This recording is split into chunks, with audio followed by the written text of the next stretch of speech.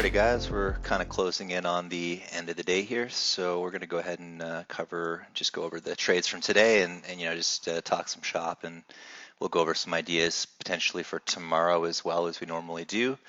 So yeah, pretty solid day of trading today. Three good setups, good triggers, which was more than I was expecting. So I was happy with the outcome today for sure, especially since yesterday I basically couldn't get anything going on in the morning. The morning yesterday was completely useless. I just couldn't trade anything, and then I just kind of ended up taking the afternoon off really.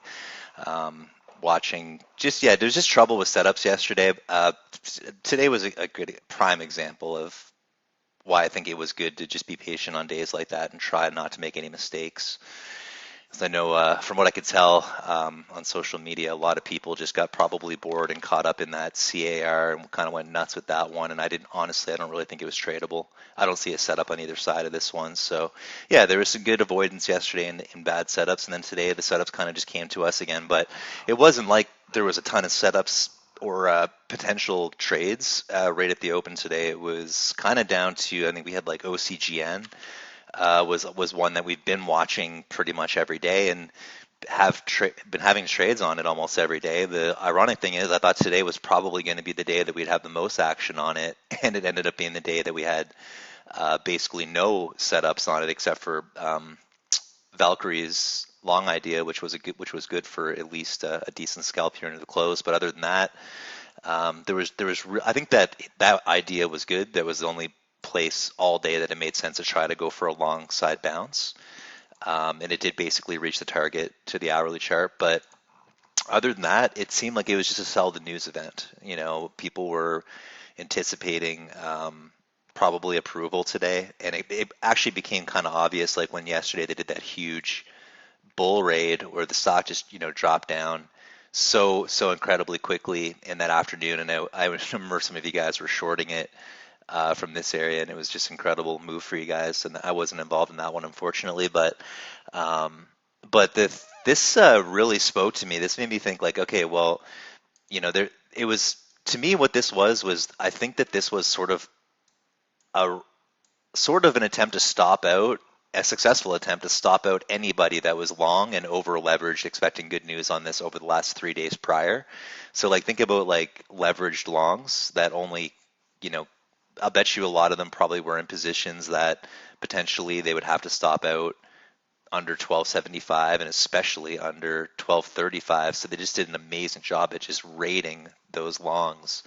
And I think it was a cascading effect of stops that were going off intraday, because there was a pretty clear, really bearish looking sort of reversal right there through 1520, and that kind of cascading effect led to whole dollar level 15 players selling off, and then that led to, I think, a huge amount of stops and then a gap fill from 1420 down, and then there was just a lot of panic at that point.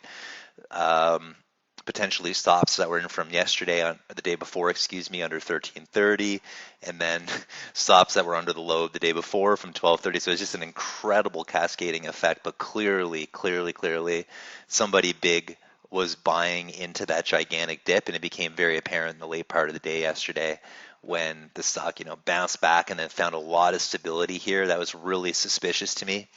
And then the next big flag into the close, just basically what I think is they got all the longs, or a lot of the weak longs. I'm not saying all the longs. I know a lot of people were in this trade for a long time and weren't going to get shook out by that. A lot of people don't trade leverage or margin and aren't as bothered by a move like that. But obviously anyone that was like leveraged 4 or 5 times from the couple of days before that had to take a stop on it, or were probably forced to by their broker. So, but when it really started to hold into the close, I was suspicious that, hey, maybe this was like sort of an orchestrated bull raid and someone big was just buying this into the close. And then I think the biggest thing though and I talked about this on Twitter into the close yesterday, is that then you have people that miss the big short trade, and this is a huge mistake in my opinion. Something I never do is try to short after a stock has reached huge targets like that, because I think a lot of people probably try to short the bounces, anticipating a move lower.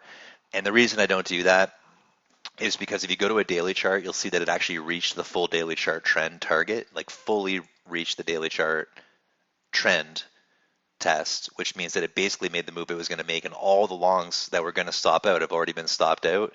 So much more difficult to short there. So I think as a result, most longs got out, or a lot of the leveraged ones had to get out yesterday. Shorts started to pile in the bounces, and now big money's just got them stuck on the wrong side. On that flag into the close, shorts had nowhere to go. It never pulled back. It was a really, really nasty move into the close for shorts. So I think that, was a really interesting play. And I think they just used those stuck shorts and what they bought into the bear raid going into anticipating the good news today, and pretty much sold most of it in pre-market.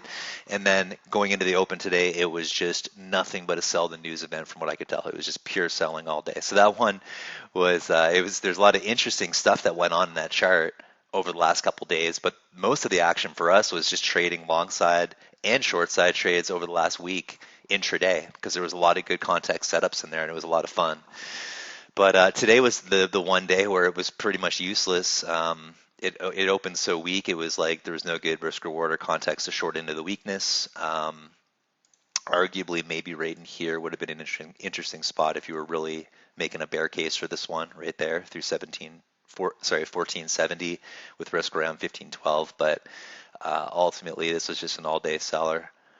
And yeah, like I said, I liked the idea for at least just a little bounce play there, which was Valkyrie's idea, not mine. But yeah, I mean, it was worth a shot. It could have bounced a lot higher. This is pretty far down from VWAP, but bounced about 30-40 cents, and then longs that took it in through 1328 there basically got break even on the rest of their shares. So that, no harm there, but in a good little trade. But it still seems to be really heavy from what I can tell on the tape, and I don't see any other reason to trade it today. And well, you can see what the daily chart looks like after today, which is sort of a blow off top through 1630, and now basically all the way back down to that daily chart trend, which is around $12. So let's talk about today's trades. With OCGN, I mean, I thought that was going to be the one for today to trade mainly. It didn't end up being that way. It was just untradeable, really, in my opinion, for the most part. I mean, like, obviously people that trade a little differently than me, short into bounces and stuff like that, probably had a great day on it. But I focused on some other what seemed like easier setups out there today. The idea for Jivo long, this wasn't like a huge trade or anything like that, but it was a good context setup across multiple time frames. The daily chart had a decent look to it coming into this morning. It was a little bit under the radar. There wasn't much else going on. We had PTPI, which I'll discuss in a minute. But Jivo was a decent looking chart. I figured we could get at least a few targets out of this one, given the setup was good across a few different time frames there. So we had I liked the entry actually. There was two spots. I like that we had this like sort of a weak open reclaim. But what I liked was after 10 a.m. where it kind of broke through 755, held 750, and then bounced right back. Kind of really helped build the bull case on this one for today. Looked like maybe some early longs got stopped out there, but when it kind of closed back over and everything was sort of lined up. The only issue with this one was there wasn't a lot of volume on it. It only had traded about 1.5 million shares.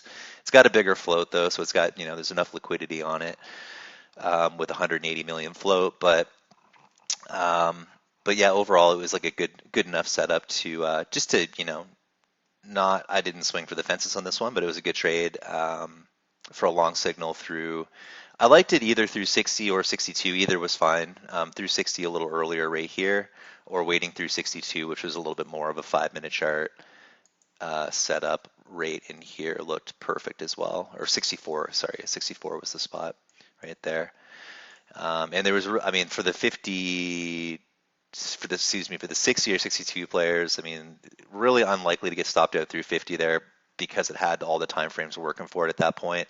But I didn't really think it was going to hold into going into lunch. So I really actually sold the majority of my shares on Jivo fairly early. I actually just wanted to lock in. This looks a little pikerish right there, that one. It kind of bounced off that 64 breakout level a few times. And then I started to think that actually might not want to go there, and I just lightened the position up a little bit, but then it went shortly after. So yeah, I took like most of my sells on probably 70 on average. So it wasn't a huge trade, but I let it trail a little bit, got some sells in the high 70s, low 80s, trailed it the best I could, keeping the trade super green. And yeah, overall, I mean, it was a pretty good one, but it wasn't really the bread and butter today. The bread and butter today was, I think, probably PTPTI was really good, but I was able to get some chunky shares on ALNA, which was, I was kind of open to both sides on this one, but you guys probably noticed I did have a bit of a strong short bias just because, well, really the main reason, because I would have actually been interested in the long side, but a common theme in this market is if there's only like one stock in play or two stocks in play, longs will get really, really ahead of themselves, and this one was so far from a good-looking long setup, I just couldn't ignore it. I was interested in potentially that 107 was acting as resistance.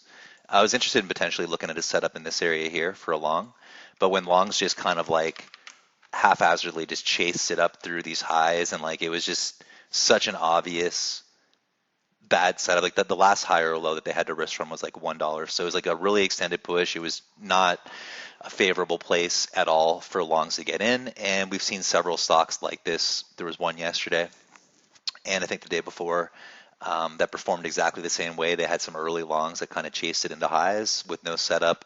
They get trapped overhead, and then we just look for the short and play it back down to short targets. The big level on this one was like 93, 94. That's where there was a lot of prior resistance on the hourly chart.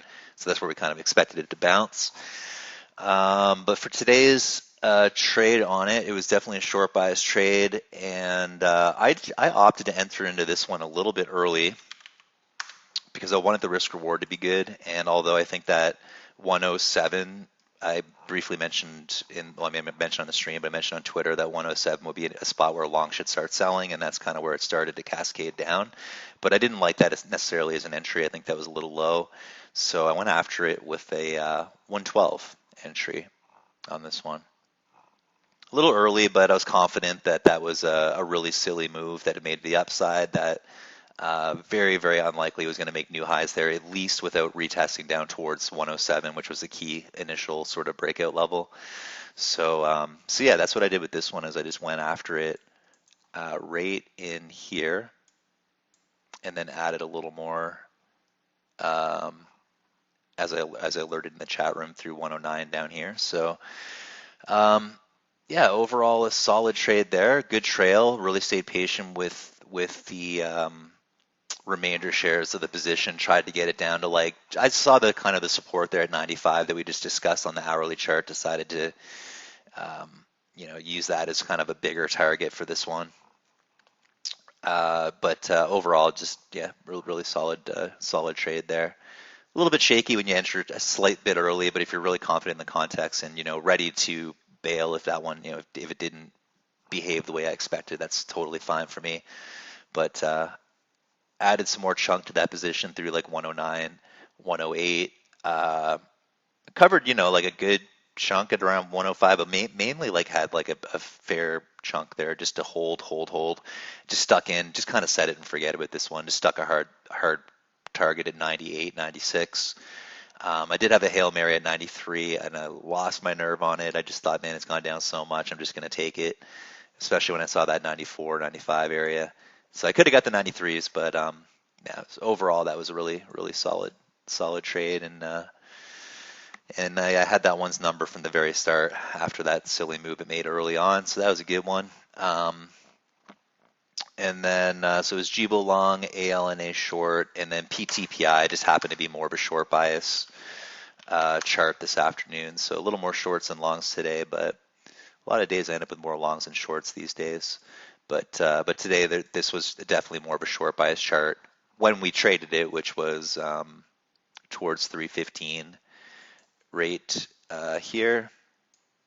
You guys may have noticed from my from the execution chart that I posted in the chat room there with PTPI, I did sort of sneak a little spot in there. I was watching this closely, and there was a flag setting up right in here and it looked like a really bad place for longs to get involved for all the usual reasons that we talk about, some of the larger extensions on the bigger time frames, and it looked like it was failing there. It was right in here. I nibbled a little bit on there. I did that on my own because it was a little bit discretionary. Um, I was kind of waiting for this to confirm the weakness I was looking for, and I think the trigger point that made sense was 315. Thing is with this one is we know how these types of stocks tend to behave lately. So the spot that I wanted to short it, the one like the trigger point that I drew out in the chat room for our team was, and what I was looking for was this. So let's see if I can find that spot in the chat room there. There it is. So we're looking for this. I was looking for this sort of sideways for 15 or so minutes right there, lower high, then break. Get yourself right in the money immediately is kind of what I wanted on that one. At the same time, you don't want to miss a trade if it breaks a little bit early, but you got to be so careful because the thing that's been really apparent and different with these types of stocks is, like a year or two ago, there would really be no question about it. That would just be a solid trigger point, get in and expect it to run back all the way to our target towards the bigger time frame. Um, but in this market environment, you just never know when they're going to, because you can see that they're trapping a lot of shorts in this market and creating a lot of squeezes through trapping shorts, and we've adjusted to that in a big way in the last like 6 to 8 months and made some tweaks to our system, changed the way that sometimes where we look to go long and where we look to go short have been changed and updated, and that's been working really well for us. For example, looking for trap long and trap short setups, which you all that are part of the group know what we're talking about when we say that. But mainly, like, you just got to be really careful, because if you do take a spot where for this one I want to be short here, because I think it makes sense to be short, and I do think that there's a lot of room for the targets we were looking for on this one. But at the same time, if I start to notice that the algo or deep pockets that we've been seeing that are clearly trapping shorts into areas like that really start to hold it up, I'm not going to be stubborn with it. I mean, I would just easily let this one go. If it started to do this, I would easily let it go. And then if it tried to flag, if that flag failed, then I'd more confidently enter in the second setup.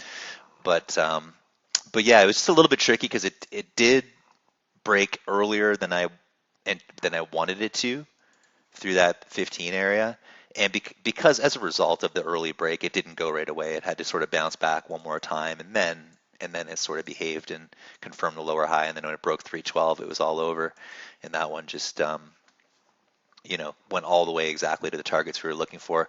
The thing that I was really happy, and I'm always happy about with trades like this, is having the foresight to know where exactly to cover and why. And I think that, one thing that a lot of people are missing in their trading, and this is just such a blessing to know, is just like, we know that this one's got to be gone through 95. And that was an awesome place to take a final cover before a lot of shorts, end up wishing they'd cover and they end up on the wrong side. And we've all been there where you don't really know, before you have a defined system and strategy, and you don't know how to properly target areas for shorts and longs, you can find yourself really frustrated because you maybe were in a position that was working really well, and then you just get blindsided by this move. Well, we never get blindsided by that move because there's so many good reasons for a cover to happen there. So much beyond than just the fact that it was the first big flag since the downtrend, but the fact that it had reached all the bigger time frame targets that we look for based on our system, that just time and time again work perfectly for us as areas to take those covers and to know what to expect. And quite frequently, you can also potentially even turn around if you wanted to and try to scalp it long on the cover area, which was 296. So you could try to flip it long if you want, carefully, obviously. But yeah, that was sort of that was the trades. So 3 good ones today after a slow day yesterday. Nothing wrong with that. I think VuView was kind of on vacation today, so he wasn't super active in chat. So I was as active as I could be based on what the market gave us. I just looked for the best setups I could and just walked those through on the stream and in chat. And yeah, I think that we probably have a couple of interesting watches that we can keep an eye on for tomorrow.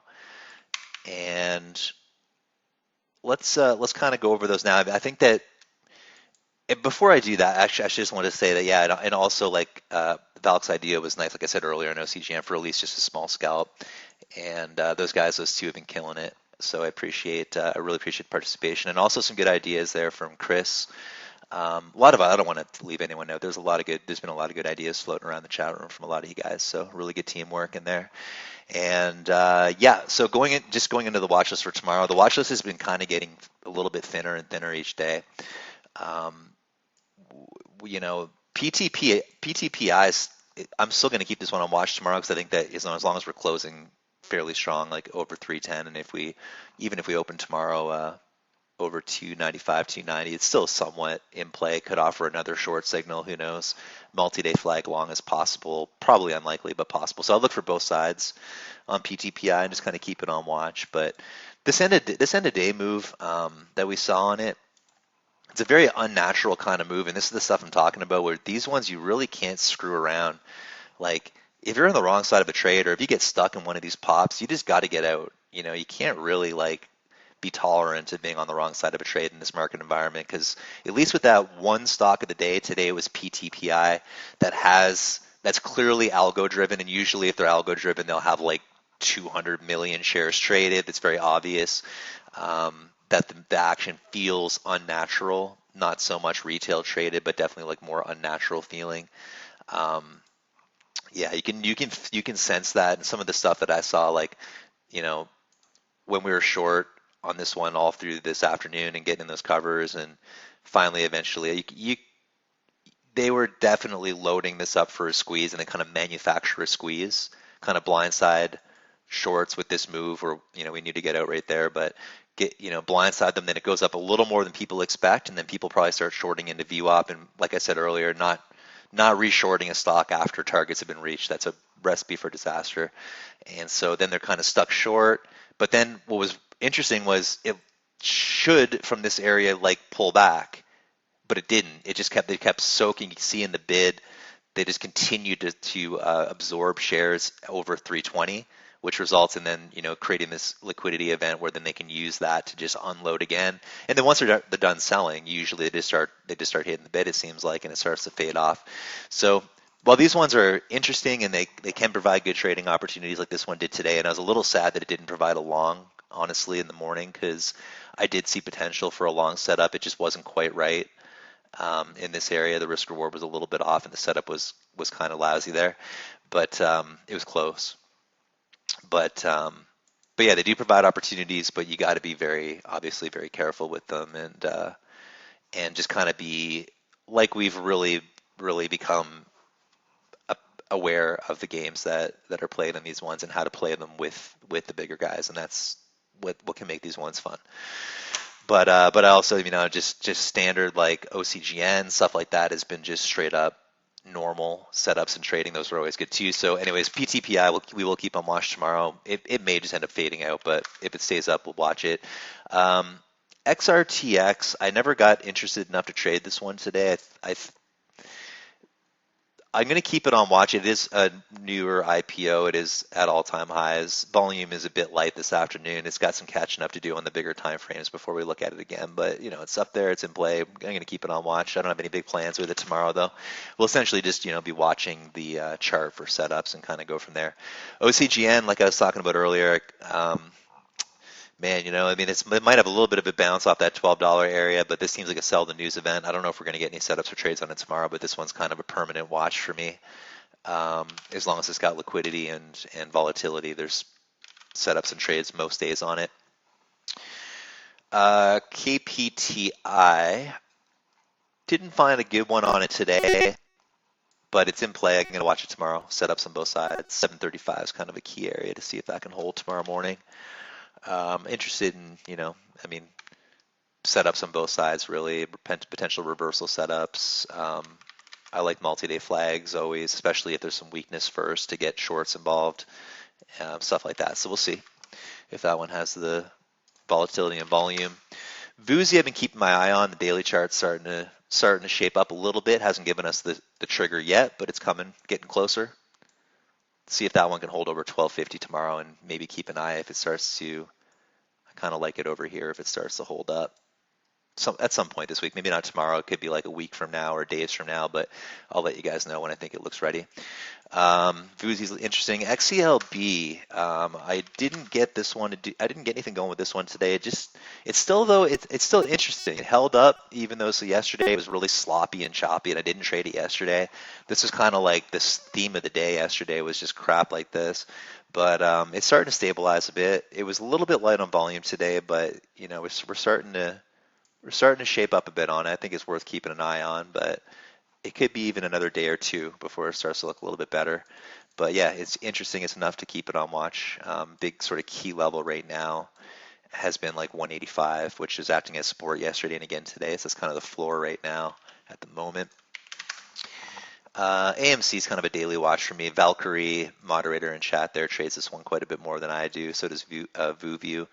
But yeah, just it sort of started to shape up on the daily chart 2 days ago. We were looking at that one. Now it's it's kind of getting a little choppy, but it's starting to be interesting, and it does have a decent amount of volatility each day, so it can potentially provide opportunities. PROG is just continuously selling off. This one hasn't gotten back on my radar yet. Needs back over 335 to start looking interesting again. XCLA is a little bit of a dog, too slow for me for day trades, honestly, but daily charts, this actually looks pretty good for like the day after tomorrow or the following day. If it continues to hold 2 and then curls, it's just probably going to make like such a lame move of like 15 or 20 cents. It won't really be worth it, but it's not a bad chart. BNGO is still in play. Daily chart's a little out there. It's it's enough to keep on watch, but I'm not crazy about it tomorrow. ARTL has been on the bottom of my watch list for a daily chart bounce. I actually missed that today. But we'll see if that tries to hold up for a couple more days. And then this one may it would be nice if it tried to set up another rally. And SCSN is another chart that I think looked good. Bottom of my watch list, but the buy was 120, and I did miss that one, focusing on other things today. It's also a bit of a slow mover like XCLA, where just not really that good for day trading. But yeah, I think overall they're pretty solid start to a watch list for tomorrow. We'll obviously be adding a few more things tomorrow morning based on what gaps in after hours and what happens in pre-market, in after hours today and what gaps up in pre-market tomorrow. Before I head out for the night, guys, as always, we have some webinar questions where I just kind of answer questions people have in regards to trades or possible setups. So Emir was asking about Ford at 1825, and that one. Okay, so I see where you're going with that. Yeah, so sort of a. Yeah, so for me, not A plus, Amir, and just for the reasons you said. But as a possible intraday setup, I think it actually looked really good as an intraday setup. Especially like the biggest reason though that I think it looked really good there is because of this move here, where it took out. Because like I always say, the most important thing when looking for a long is getting longs stopped out and shorts in it.